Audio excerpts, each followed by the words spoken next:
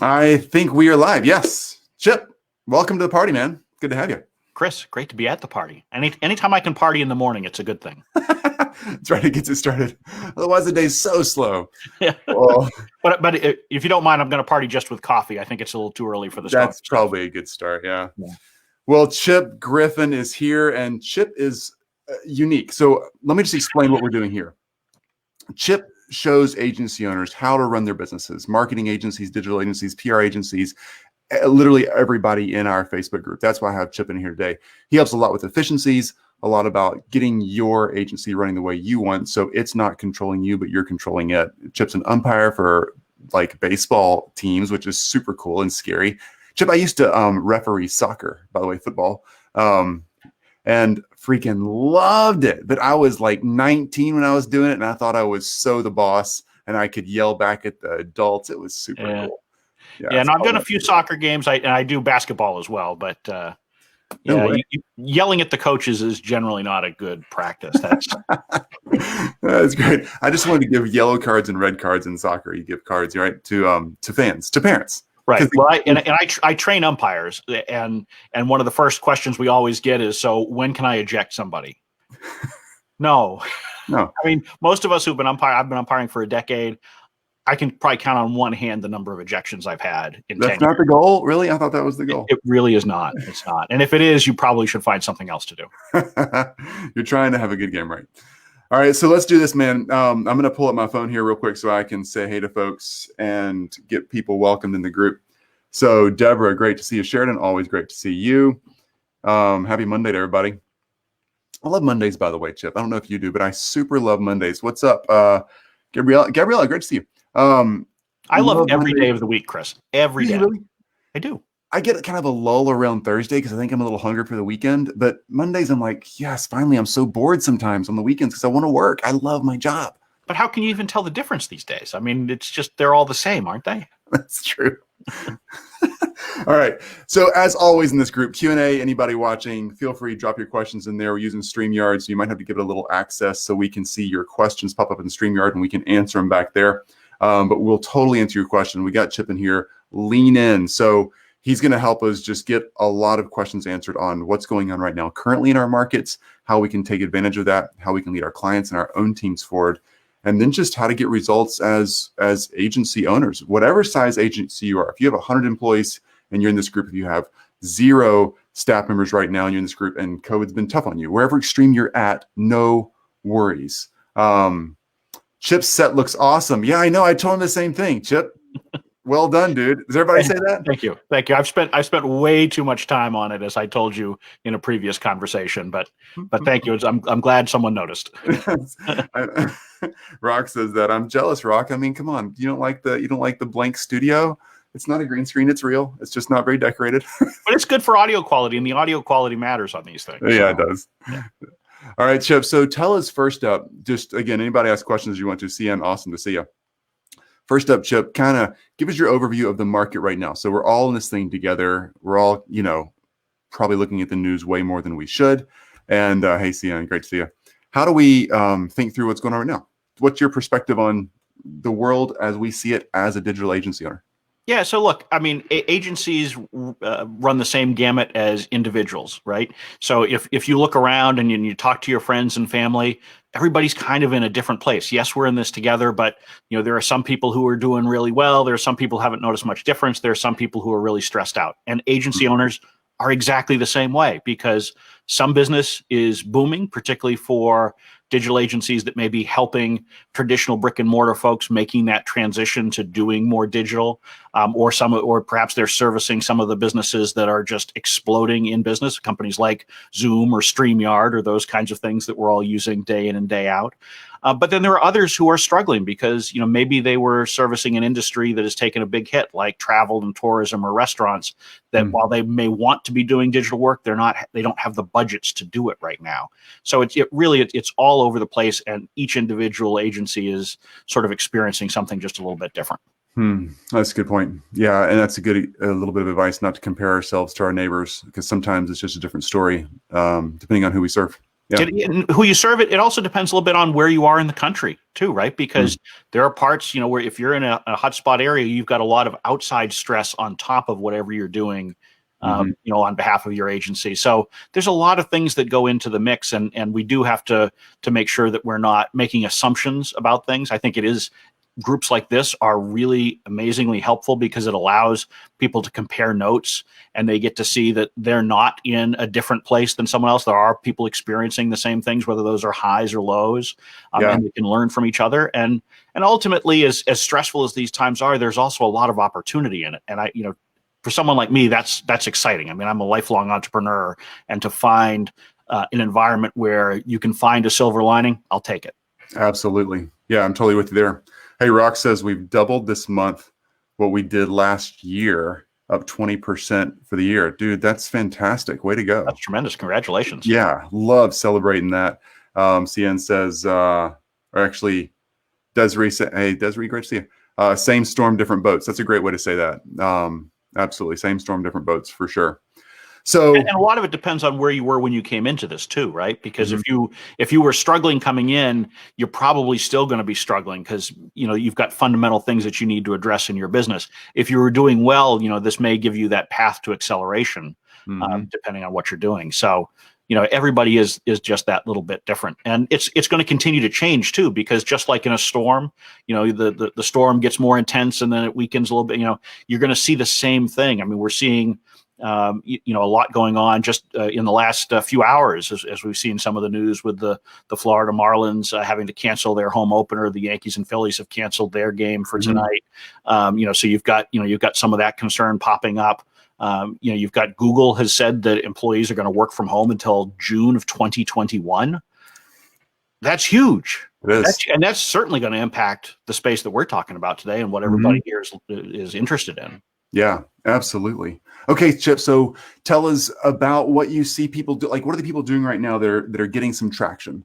How are they taking action in their agencies to move themselves forward, their clients forward, their own business models? Like, what are the big pushing points here? And again, anybody watching, always feel free to ask questions as we go. We will take the questions as they come. So fire them away. I'll pop them on the screen, and we'll get this thing going. Yeah. So I think the agencies that are smart right now are taking a deep breath and taking a look at their business and trying to figure out where they want to go. And a few months ago, I was telling everybody, whether you were booming or hurting, focus on 90-day increments, focus on survival, just try to get through, because we didn't know much and it was just very chaotic. And it's not that the chaos is any less now, but we know now that the time horizon is longer. So agencies need to be taking the time to look farther out, a year, 18 months, 2 years, and try to figure out where they want to go. And that may have changed based on everything that's going on right now. Your own personal perspective as an agency owner may have changed. And what you valued in January may not be what you value today. And I know, Chris, you talk a lot about the importance of making sure that you're doing things that are making you happy and figuring out how to adjust your business around that. Every agency owner needs to be doing that. And the successful ones are starting to take that long-term planning approach to figure out, what does their agency look like next summer? And how do I get there? Yeah, that's a really good perspective there, Chip, because that, if we, sure, when things were certain or uncertain and very rocky, like early March, February, whenever your part of the world started falling apart from a COVID standpoint, that short-term vision was super, super important. But now that this pandemic is seeing, look at Black Friday and Cyber Monday for clients. Yeah, so yes, that view of how things look in the future. This is a long-term game now, right? So we all know that life is shifting, how we know it, how we play the game, how we go out in our communities, do we wear a mask or not, how we shop online, what things do we shop for online versus going to the store to try clothes on or whatever. Depending on how your world works, we're changing. But we're still, that long-term view, we're still the same people. And our clients are still the same people, and their clients are still the same people. We still want to shop. We still want to buy online. We still want to make our agencies better. If you serve the medical community, they still want to have patients. They might be doing a little more telemedicine than local medicine, but they're still doing the stuff. So the trick is figuring out, like you just said, Chip, that long-term view of where do you want your life to be, your agency to be, And then looking at, okay, here's the reality of all the world around us.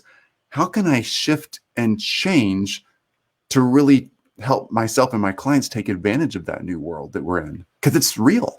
Right. Admit it. And that's the key part that you just stepped on, is how do you help your clients in this? So it's not just taking that longer term view for your business. That's where you need to start, but you also need to take a longer term view for the clients you serve. And this is where agencies that have some expertise in particular industries have a real leg up, because they understand the folks that they serve, and they're having the communications with them that will help them figure out, what is this sector going to look like itself in 6, 12, 18 months. You can see where they're going. You can figure out where you should be taking your business. You can't just sit there and assume that they're going to be doing the same thing next year that they did last year, that the economy is just going to come back and it will be just the same old, same old. I think we're increasingly seeing a lot of things are going to change this time around. That's a really good point. All right, let me ask you a market niche question. But first, Alex, welcome. Shabbat, good to see you. Awesome. So glad you're here. So let's talk about that market segmentation, because right now, like you just hinted at, knowing your market and knowing who your market serves and kind of their market, like that kind of depth of information, helps you understand how to help them and help them pivot. Right. How do you freaking do that? And should we be doing that, or should we be generalist? Because people ask that question all the time, general versus super focused, right? Yeah, they do. And look, I think the reality is the vast majority of agencies that call themselves generalists really are not. They have some sort of focus. They just are not seeing it. And so if someone comes to me and I'm working with them and they say, we're kind of a generalist agency. We serve anybody. I work with them because your specialty may not be a particular industry. It can be a particular kind of business, or it can be a business with a very particular type of problem, or you might have your services really focused to a very tight degree. Whatever it is, you've got some kind of focus. And so that's what you need to look at. Look at your existing clients, the ones you've had over the last 12 or 24 months. That's your focus, and figure out how you can grow that nucleus. So if you are truly a generalist and you just say, look, I'll do absolutely anything that anybody asks me to do, you're not going to survive. You won't survive in the good times. You're certainly not going to survive now. I'm glad to hear you say that. I do agree. A lot of people are specialists. They just don't see that they're specialists in some product or service or the market they serve. Right. And you can be a specialist in a lot of different ways. And I do think the reason why people have sort of recoil at the notion of niching down or whatever is because they think of it as purely an industry thing, and it may not be. There are so many other ways that you can niche. It can be geography, the services, the size of the company, the title of the person that you're serving primarily. I mean, there's so many different ways to do it. Yeah. Okay, cool. I love that. Good advice. All right. What's the number 1 or 2 things that you see that small digital agency owners should focus on and attack right now? If they're going to fix something in their business and understand something and get their head around something, what is it? 2 things: price and process. Those are the 2 things that tend to hold back most agencies and or destroy them. Most agencies are not getting pricing correct. And the reason why they're not getting pricing correct is because they don't know what it actually costs them to deliver services. And I know people hate timesheets and tracking and budgeting. You need to do it. You need to have those things, because if you don't know what it costs you to service a client, there's no way you can get the right price for your services. And if you don't price individual projects correctly, guess what? The whole business isn't going to survive. So that's number 1. Number 2 is processes. Even if you price correctly, you may not be managing the process as well. You may not be taking, one of the advantages of becoming a specialist in some way is that you learn and you achieve some economies of scale internally within your organization, because you're like, okay, I've run Facebook ads for these kinds of businesses before. I know which levers to pull. I don't have to do a lot of testing and experimenting. When I'm writing a blog post, I can do that quickly because I understand the subject matter. When I'm designing the website, I sort of already know what their audience is like. Whatever it is, your processes will help drive you to profitability by making you more efficient. So those are the 2 things that I think almost every agency would benefit from looking at. That's good advice. All right. Any questions? If somebody has questions on pricing and increasing your pricing or getting your pricing right, please fire those away. There's a lot of nuance to that. So if that's a question for you, let us know. Same with processes. Well, we got Chip on the call. Let's go ahead and get all we can.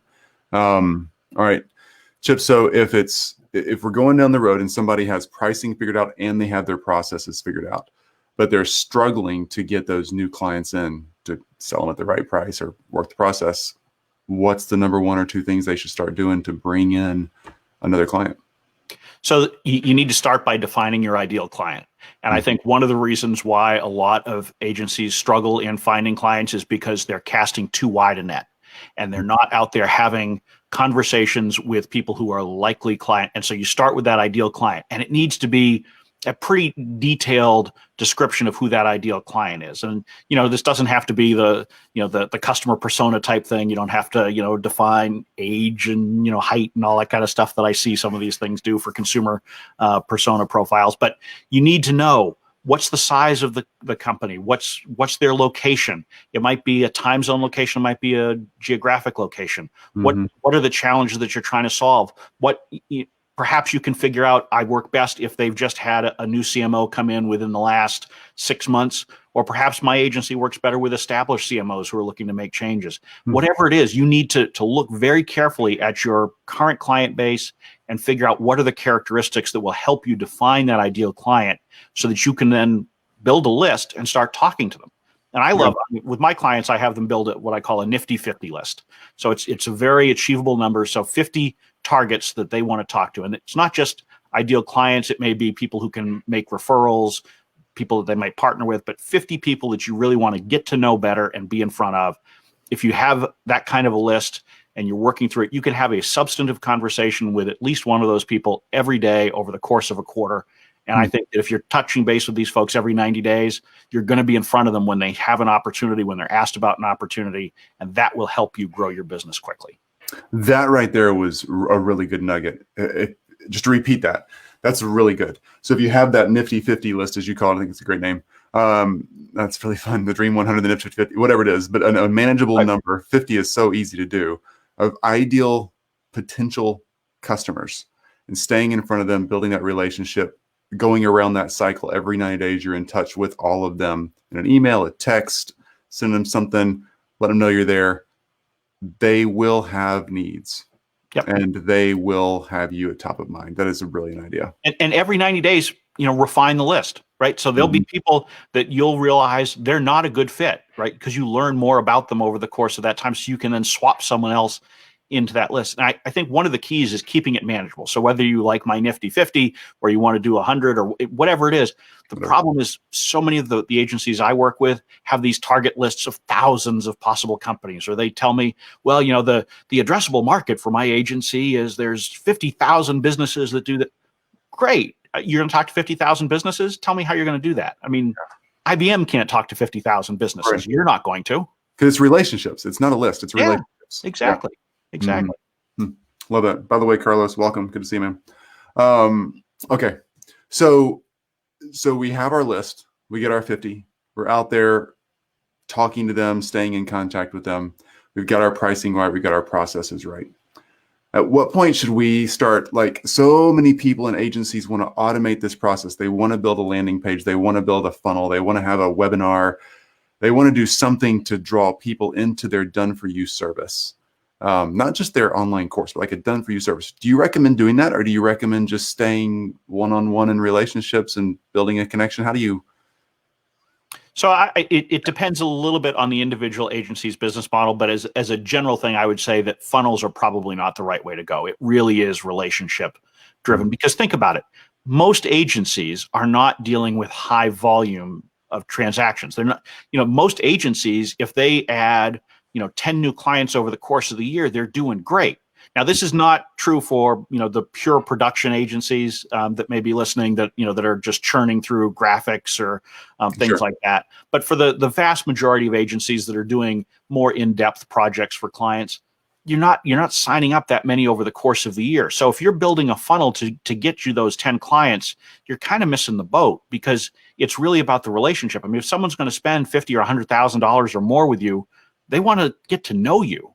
And that's not it doesn't mean you shouldn't have an email list and you shouldn't have resources that people can get, landing pages, that kind of stuff. But I wouldn't focus on an automated sales process. There's no replacement for that personal one-on-one interaction with your ideal clients. I love hearing that. That's so true. Joshua, welcome. Good to see you, bud. Yeah, I so agree with that.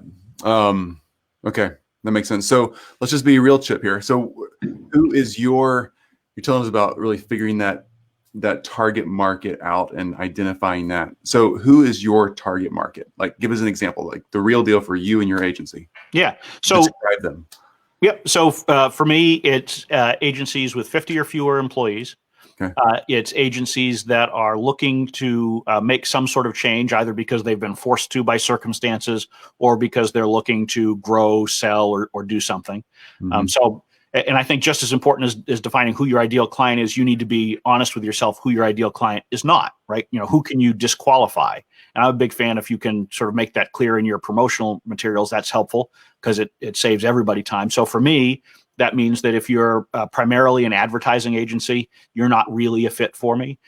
If you are someone who is sort of a status quo lifestyle agency that's not looking to change anything, then that's not my kind of client. Or if you're particularly small and you're not really looking to build a business, you're really just sort of sustaining your own income, that's not a good fit. So, and so with that, it makes it pretty easy for me to define in first conversations with potential clients whether they're a fit or not. All right, so that's great. So you've eliminated a lot of people, which scares some agency owners. I get it because, again, it's not the whole world, and we don't want the whole world. We want to know who we're talking to, particularly in this market. We got to know what's up with them, and we got to really focus in. So the ones you have picked, 50 or less employees, why did you choose that instead of saying, oh, I'm going after companies with 1,000 employees? I mean, I can make more money. Why did you limit it down? So for me, there were two main reasons. One is those under 50 tend to need the most help, right? And so I can make a bigger difference more quickly. The other piece is that I'm working directly with owners in that case, typically. Once you get up over 50 employees, you typically have multiple partners. A lot of them may have minority interest holders. It's a messier process. They may have more staff internally. So even if there is a single owner, it slows down the decision-making process. And my specialty really is working with agencies to try to help them get quicker results. And if I'm going to be part of a giant committee, yes, they'll pay me more money, but I'm not making that difference. And to me, for the success of my brand, I need to be making a difference for agencies. Okay. Good answer. And then you also said that you want people who are like driven to make that change, to actually grow, to do something. Yeah. That's a really good one for a lot of us to hear, because that mindset that's in that prospect is a different mindset than the one that you could be chasing that's lackadaisical or doesn't really care, because they got to make some hard decisions. So there are plenty of agencies that I talk to, they've got maybe 10 or 12 employees. Yeah. The owner's making a healthy income. They're pretty happy. And so if I'm talking to them, my point of view is, they probably just need some specialists who can help them with money management or, particular things, maybe some HR needs, but they're not looking to drive change in their business. And that's really where I excel, because look, I mean, this, Chris, we've talked about this. Most agency owners are accidental owners. They didn't come into it with any kind of a plan. They started out as a freelancer. They, grew. And now, look, I've got a real business. Mm-hmm. I come in and help them take that business look at the agency so that they can take it to the next level. And make it not accidental. I love that. Yeah. That's good. I call it an intentional agency. I want you to build an intentional agency, because otherwise you're an accidental owner who's relying on inertia to make your decisions for you. And that generally doesn't end up in a good place. Yeah, that's going to resonate. That's so true. A lot of us are relying on inertia. Look, I've been guilty of it from time to time. Yeah. I've made some bad decisions because, it's the way I always did things. And that's my number one pet peeve in an organization. When I say, why do you do this? Well, we've always done it that way. That's not an answer. That's not why you do it. Totally get it. All right. Hey guys, we got Chip on the call here. So if you have any more questions, fire them away. We're going to wrap it up here in a couple minutes. I want to make sure if you can get Chip's time at the price you're getting it for right now, that's a screaming deal. Stump the chump. See if you can stump it. I bet you can. Yeah, ask him a hard question. See if we can beat him. The last question I have for you, Chip, is how do you test or know or find out if someone actually has the drive to make the change? Because a lot of people say they want to change, but a lot of folks just aren't willing to do the hard work because you can't do it all for them, right? Yeah, look, I mean, the reality is it's difficult to tell that in the initial get to know you process. You really only discover that as you're starting to work together. So you Mhm. have to make a best judgment. I feel like I've got a pretty good sense of it after having spent, over 2 decades in entrepreneurship. I can sort of spot the ones who are burned out and not interested in doing something. Mhm. But honestly, the fact that they've reached out is a pretty good indicator, because most folks who are reaching out to me have seen me on something like this or listened to my podcast or seen my own live streams. And so they have a sense as to who I am and the kind of advice I'm going to give.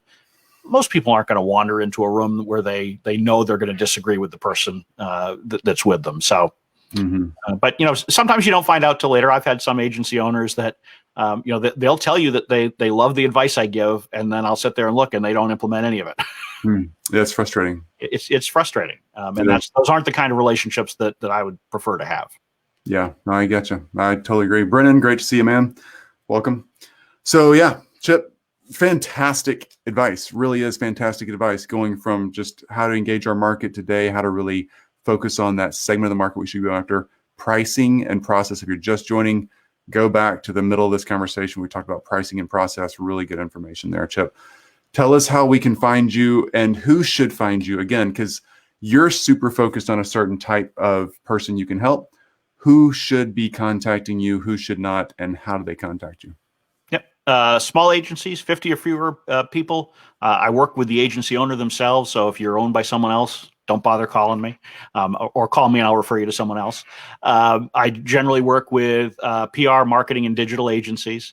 And so if you fit that bill and you want to make change in your business, reach out, visit agencyleadership.com. I've got an agency leadership council that you can join there for free that gives you access to resources and a Slack community and all that. Or just shoot me an email, chip@agencyleadership.com. I'm always happy to talk. Oh, that's fantastic. Chip, super grateful for your time. Thank you again for spending time with us and giving us some amazing free information that should not be free. The best information that sometimes we get for free when we're watching or listening to a podcast or a show like this. Sometimes we discount it, I do that. I'm guilty of that. I got it for free, so it didn't count. But you guys are lucky to have Chip on here. I sure am lucky. Chip, thanks for the counsel. Always good advice, and the amazing studio behind you. Well, Chris, thanks for having me, and thank you for all that you're doing for the agency community, because bringing folks together like this and sharing information so generously as you do is incredibly valuable. So, and particularly in these times, we do all need to try to find ways to help each other and to share learnings and experiences as much as we can. Let me just say one more thing, Chip, before you jump off here, because I think it's important, and we talk about this kind of stuff a lot in this group. Just for everybody watching, Chip and I do very similar things. I own my own digital agency. Chip owns his own digital agency, but we serve the agency market, right? We help people with efficiencies. We help digital agency owners grow and change and become what they want to be. The reason I'm mentioning that is because Chip and I could be seen as competitors in this space. And yet I'm interviewing Chip on my show. He interviewed me last week on his show. Here's the thing to take away from that. You're always going to find people in your space that do what you do. And they're really, if you're good at what you do, there is no competition. Be awesome at what you do, serve the people you serve, and the people who are attracted to you and can get help from you will be attracted to you. The people that attract to me versus Chip, they're gonna go their ways, and that's fantastic because ultimately we all win together. So anytime you get a chance, if you have your own group, have your own space, have your own platform, to even interview people that are technically competitors of yours, do it. Bring people together, bring communities together. The more we're together, the more we all succeed. The more scared we are, and the more like pushback we are, it impacts us, it impacts our hearts, it impacts what we think. That scarcity mentality will eat you from the inside out. So get out there, share awesome stuff, bring awesome people like Chip onto your show, and do the same thing in the world you live in. You'll be so glad you did, and you will make the coolest friendships and find the coolest people out there. Like I've gotten to know Chip, and Chip, super awesome to just get to hang out, even if we weren't doing shows together. So much fun to hang out. Absolutely. Thank you, Chris. And I couldn't have said it better. Yeah. Well, everybody have a fantastic Monday. We are doing this live, not Chip and I, but we'll be on here live on this channel tomorrow at 10 a.m. Central. You can see it on the calendar there. And also on Thursday, we're just going to hit 3 times a week for the next several weeks here. So bring your Q&As, and we want to make sure we're knocking out of the park for you guys. So have a fantastic day. find Chip. I'm on Chip's website also. If you just go to chipgriffin.com, also you'll see him there. There's so many ways. Super easy to find. All right, Chip, thanks again for hanging out with us. Thanks, Chris. All right, man.